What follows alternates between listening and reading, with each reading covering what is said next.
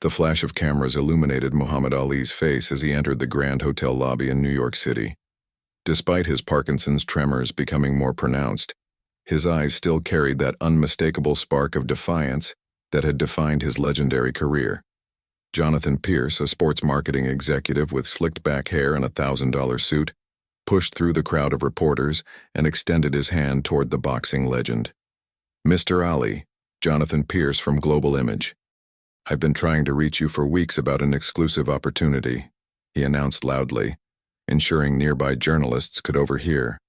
The boxing legend's bodyguard tried to intervene, but Ali raised his hand slightly, signaling he would hear the man out. $5 million, Mr. Ali. That's what we're prepared to offer for one photo shoot," Pierce said, lowering his voice just enough to create intrigue among the hovering press. "Just 2 hours of your time." The campaign would reach billions globally. Ali's expression remained unchanged as his longtime friend and manager whispered something in his ear. The crowd of reporters fell silent, sensing a moment unfolding before them.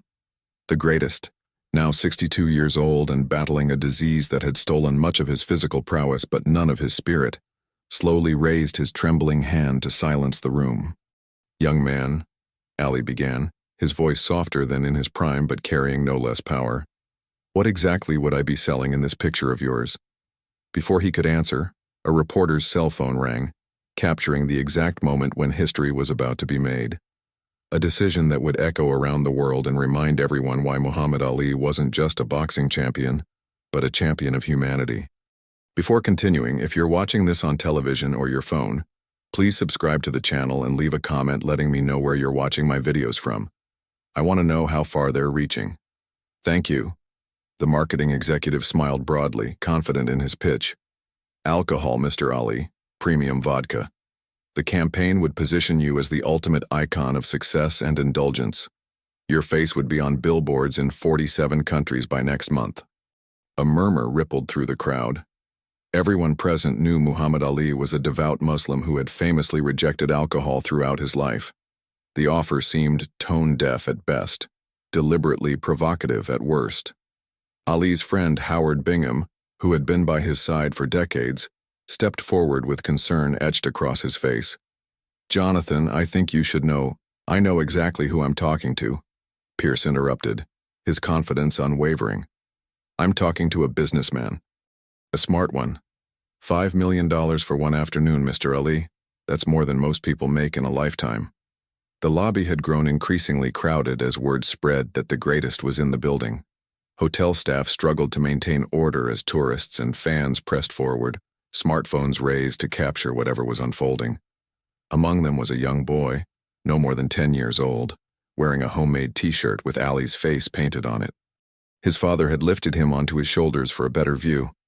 Ali noticed the child and his face softened momentarily. Then, with deliberate movements that belied his medical condition, he turned back to Pierce. "You know, when I was fighting Sonny Liston for the first time, nobody believed in me," Ali began, his words measured and deliberate. "Before that fight, I told the world I would float like a butterfly and sting like a bee. The press called me crazy. They said I was just a loudmouth kid who would get knocked out." The marketing executive shifted uncomfortably, unsure where this was going. The reporters had fallen completely silent, recognizing that Ali was doing what he had always done best, turning an ordinary moment into something profound. "After I won that fight, a company offered me $50,000 to endorse their whiskey.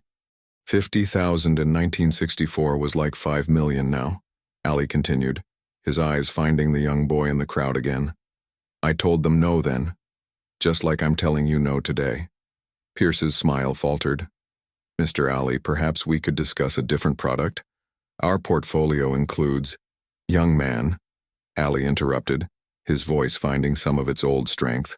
"My principles aren't for sale at any price. Not for 50,000 then. Not for 5 million now. Not for 50 million tomorrow." A photographer captured the exact moment when Pierce's confident facade crumbled, immortalizing the contrast between the two men, one standing firm in his convictions despite physical frailty, the other physically strong but morally wavering. "What good is all the money in the world if the children who look up to me see that my beliefs can be bought?" Ali asked, gesturing toward the boy. What would that teach them about standing up for what they believe in? The marketing executive was visibly flustered now, aware that his miscalculation was unfolding in front of dozens of witnesses, many with press credentials. Mr. Ali, we can certainly be flexible about the product. This isn't about flexibility, Ali replied, the tremor in his hands contrasting with the steadiness in his voice. This is about integrity, about showing the world that some things aren't for sale, that each person must decide what they stand for and then stand firm, even when standing becomes difficult. The young boy was watching with wide eyes, absorbing every word from his hero. His father whispered something in his ear, and the child nodded solemnly, understanding he was witnessing something important. I've faced George Foreman's punches and Joe Frazier's left hook, Ali continued. I've been stripped of my title for refusing to fight in a war I didn't believe in. I've been banned from boxing in my prime years. After all that, did you really think I would compromise my faith for money? As Ali's words landed with the precision of his famous jabs, a hotel security guard approached, concerned about the growing crowd. But he too stopped to listen, caught in the gravity of the moment. The room fell silent as Ali, despite his illness, somehow seemed to stand taller than everyone else. His next words would be quoted in newspapers around the world the following day, immortalized as yet another example of why Muhammad Ali transcended sports to become a moral compass for generations. The young boy with the homemade t-shirt broke free from his father and pushed through the crowd, stopping just short of the boxing legend. Ali's security tensed, but Ali waved them back, looking down at the child with gentle eyes. Mister? Ali, the boy said, his voice quavering with nervousness. My dad says you're the greatest not because of how many fights you won, but because of the fights you chose. A smile spread across Ali's face, that same charismatic, world-changing smile that had captivated millions. He placed his trembling hand on the boy's shoulder, and in that moment, something remarkable happened. The tremors seemed to still, if only for a brief moment. Your father is a wise man, Ali said to the child. Remember what you saw today. There will always be people offering you the world to compromise who you are. The real victory isn't in taking their offer, it's in having the courage to say no. Jonathan Pierce, the marketing executive, stood frozen in place, witnessing his career-making opportunity transform into something entirely different, a lesson in humility and principle that he never expected. His phone buzzed incessantly in his pocket as news of the encounter spread through social media, but he couldn't bring himself to look away from what was unfolding. Ali turned back to Pierce, but there was no anger or judgment in his eyes, only compassion. Young man, I hope one day you find something you believe in so deeply that no amount of money could make you betray it. That's when you'll understand true wealth. With those words, Muhammad Ali began to move toward the elevator, his entourage closing ranks around him. The crowd parted respectfully, many reaching out just to touch the sleeve of his suit as he passed. The moment seemed suspended in time, a living legend once again demonstrating that his greatest fights hadn't been in the ring at all, but in the arena of human dignity. As the elevator doors closed, shielding Ali from view, the lobby erupted in conversation. Reporters rushed to file their stories, knowing they had just witnessed something extraordinary. The headline, Ali refuses $5 million for alcohol ad, My principles aren't for sale, would circulate globally within hours, becoming yet another chapter in the already remarkable story of the greatest. What no one in that lobby knew was that this moment would trigger a chain of events that would change lives far beyond those present, starting with Jonathan Pierce himself, whose journey was about to take an unexpected turn. 3 weeks later, Jonathan Pierce sat alone in his corner office at Global Image Marketing, staring at the termination letter on his desk. The Ali incident had gone viral, with hundreds of millions of views across social platforms. The alcohol brand had pulled their account worth $30 million annually, embarrassed by the public rejection and the backlash that followed. Pierce had been made the scapegoat, despite having secured approval for the approach from multiple executives. As he cleared his desk, placing family photos into a cardboard box, his assistant knocked gently on the door. "There's someone here to see you," she said tentatively. "He doesn't have an appointment, but he's quite insistent." Pierce sighed heavily. "I'm being escorted out in 20 minutes. Who is it?" Howard Bingham, she replied. Muhammad Ali's photographer and friend. Pierce froze, then nodded slowly. Send him in. Howard Bingham entered the office with a calm demeanor that belied his purpose. At 75 years old, he carried himself with the quiet dignity of someone who had witnessed history from the front row for decades. Mr. Pierce, Bingham said, extending his hand. I think we need to talk. Pierce hesitated before shaking the offered hand. If you've come to twist the knife, you should know there's not much left to cut. I've lost everything because of what happened. Bingham settled into the chair opposite Pierce's desk, studying the younger man carefully. Muhammad sent me. Pierce looked up sharply. Ali sent you? Why? Because he saw something in you that day, Bingham replied. Something beneath the expensive suit and rehearsed pitch. He saw someone who might be lost but who isn't beyond finding his way. Pierce laughed bitterly. Well, he was right about the lost part. 15 years building a career, gone in 15 minutes. Bingham nodded thoughtfully. Muhammad knows something about losing everything. He was stripped of his title, his livelihood, at 25 years old because he refused to step forward when they called his name for the draft. That was different, Pierce protested. He stood for something. And what do you stand for, Jonathan? Bingham asked quietly. The question hung in the air between them, uncomfortable and unavoidable. Pierce had no ready answer. Muhammad asked me to give you this, Bingham continued, placing a small envelope on the desk, and to extend an invitation. Pierce opened the envelope with unsteady hands. Inside was a handwritten note. The letters shaky, but legible. Sometimes losing a fight is the beginning of winning your life. Muhammad Ali. Below the signature was an address in Louisville, Kentucky. What is this? Pierce asked, confusion evident in his voice. Ali is opening a youth center next month in his hometown, Bingham explained. He needs someone with marketing experience to help launch it properly. Someone who understands both worlds, corporate America and real people. The position pays $60,000 a year, which I imagine is a substantial pay cut for you. Pierce stared at the note, then at Bingham, disbelief written across his face. He's offering me a job? After what happened? Why would he do that? Bingham smiled slightly. Muhammad has spent his life confounding expectations. He believes in redemption and second chances. He also believes that people are more than their worst mistakes. I don't understand, Pierce admitted. I tried to get him to compromise his principles for money. And now he's offering you a chance to find yours, Bingham replied simply. Outside the glass walls of Pierce's office, former colleagues walked past, some averting their eyes, others watching the conversation with undisguised curiosity. His world was collapsing around him, yet here was a lifeline from the most unexpected source. Why would I do this? Pierce asked, more to himself than to Bingham.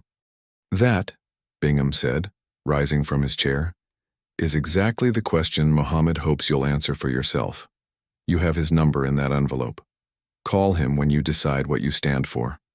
As Bingham turned to leave, Pierce called after him. Wait, tell Ali I'm sorry. For what happened. For not doing my research. For thinking everyone has a price. Bingham paused at the door. Tell him yourself, young man. In person. That's the kind of apology that matters. With that, he was gone, leaving Pierce alone with a termination letter, an invitation, and a question that would keep him awake for many nights to come. What did he stand for? 6 months later, a renovated community center in Louisville's West End buzzed with activity.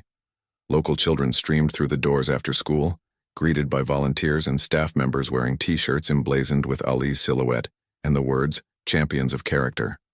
In a small office overlooking the main activity room, Jonathan Pierce, now sporting a more modest haircut and wearing one of those same T-shirts, was on the phone with a potential donor. Yes, sir. 100% of your contribution goes directly to programming for the kids, he explained, his tone genuine rather than rehearsed. We currently serve 217 children daily with homework help, sports training, and character development classes. As he spoke, he watched through the window as Muhammad Ali himself moved slowly among the children, his physical limitations evident, but his presence electric. The boxing legend stopped frequently to interact with the young people, many from backgrounds as challenging as his own had been in this same neighborhood decades earlier. I understand your concern, Pierce continued into the phone, but I can personally attest to the impact this center is having. Would it be possible for you to visit and see for yourself? Mr. Ali is here most afternoons. After scheduling the visit, Pierce hung up and rubbed his tired eyes. The $60,000 salary barely covered his apartment and car payment after he'd sold his condo in New York. But for the first time in his professional life, he went home each day feeling something his six-figure income had never provided. Purpose. A knock at his door drew his attention. It was Lonnie Ali, Muhammad's wife and caretaker. "Jonathan, Muhammad would like to see you in the boxing room," she said with a warm smile. Pierce nodded and followed her through the bustling center to a room equipped with punching bags, a ring, and training equipment. There he found Ali seated in a chair, watching a teenage boy work a speed bag with impressive precision. Ali gestured for Pierce to sit beside him. After 6 months working together, Pierce had grown accustomed to the boxing legend's limited speech, learning to read his expressions and the meaning behind his few words. "How's our champion doing today?" Pierce asked, nodding toward the teenager. Ali smiled and whispered, "Like me, angry, but finding better way." The boy, Darius, had been on the verge of joining a gang when the center opened. Now he was one of their success stories, recently accepted to college on a partial boxing scholarship. "The reporter is coming tomorrow," Pierce said. "The one from Sports Illustrated. They want to do a feature on the center and the unlikely partnership, as they're calling it." Ali's eyes twinkled with amusement. He reached with trembling hands for a folder that Lonnie quickly provided. Inside was a photograph, the one Pierce had offered $5 million for 6 months earlier. But this wasn't a slick commercial image. It showed Ali surrounded by children at the center, his disease evident but his spirit undimmed. "Use this," Ali said simply. Pierce looked at him questioningly. "For the article?" Ali nodded. "Worth more than $5 million. Emotion welled in Pierce's throat as he understood. The photo Ali had refused to take for an alcohol brand. He had freely given to these children, to this community, to a cause greater than profit. "You were right," Pierce admitted quietly. "That day in New York, about finding something to believe in so deeply that no amount of money could make you betray it." He looked around at the center, at the children whose lives were being transformed. "I think I'm starting to understand true wealth." Ali reached out and placed his hand on Pierce's shoulder, the tremors momentarily transferring between them, a reminder of fragility and strength coexisting. "Not the hardest fight," Ali whispered, nodding toward Pierce with knowing eyes, "but the most important." As the teenage boxer finished his training and approached to receive guidance from the legend, Pierce realized that the headline-making rejection that had once destroyed his career had actually saved his life. In losing everything he thought mattered, he had found what truly did. And as Muhammad Ali had proven throughout his extraordinary life, in the ring and far beyond it, that was the greatest victory of all. If you made it this far and felt every word, don't leave without subscribing and commenting to let me know where you're watching from. If this truly touched you, return the favor. Comment, subscribe, join this family with me until the next video.